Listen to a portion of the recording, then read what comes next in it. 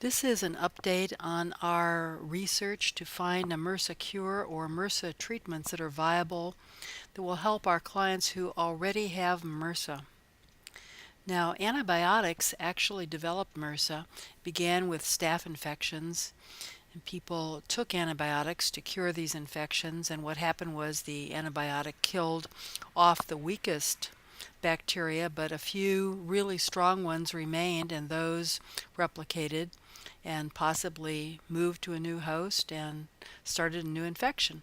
So that person went and got antibiotics, and the antibiotics killed off most all of the staph infection, but a few strong ones remained, and those replicated, and they continued on, infecting more and more people with stronger and stronger staph infections, till finally our antibiotics and the overuse of them actually created the MRSA bacteria.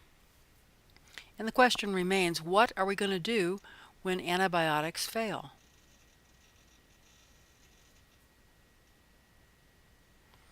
Well, we researched and we found some MRSA cures, and a number of customers tried these.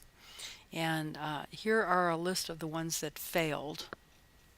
Changing the biological terrain is a great goal, and ultimately it's the best thing to do. You want to make your system much stronger by eliminating sugars, simple starches, excess of alcohol, so that your body does not play a host to infections such as MRSA. But this does take a lot of time, and if you have a full-blown MRSA attack, it's impractical to try to change that terrain to be able to heal yourself from that infection.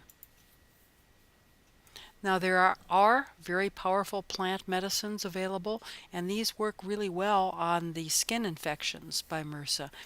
Ones I'm thinking of are the honey that comes from the tea tree plant, and it works great.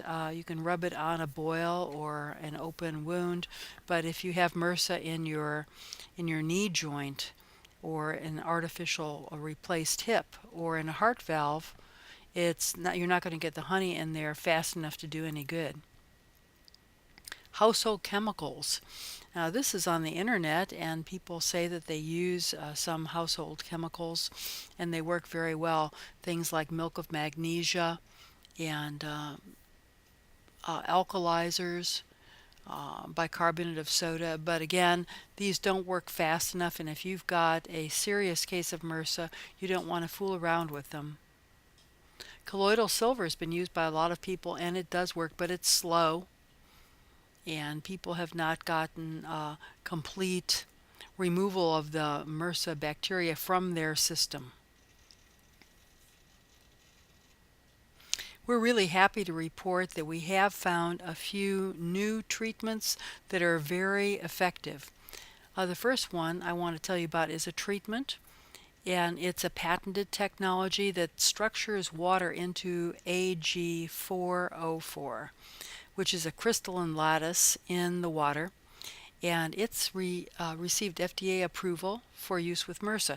We first encountered this in a group that was a humanitarian organization working in Africa to combat malaria, and they used Ag4O4 to stop the malaria parasite very effectively. It took about 3 to 5 days, and they worked with orphanages and saved a lot of people's lives using this.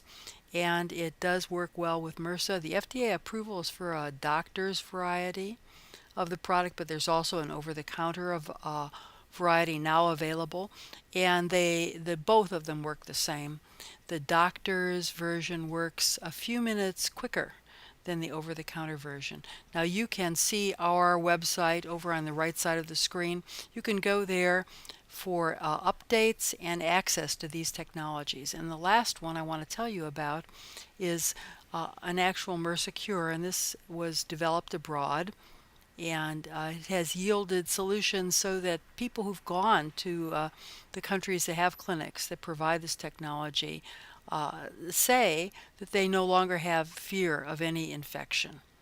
And the great news is that the FDA has approved many aspects of this technology, and it's now available in the US and it's affordable.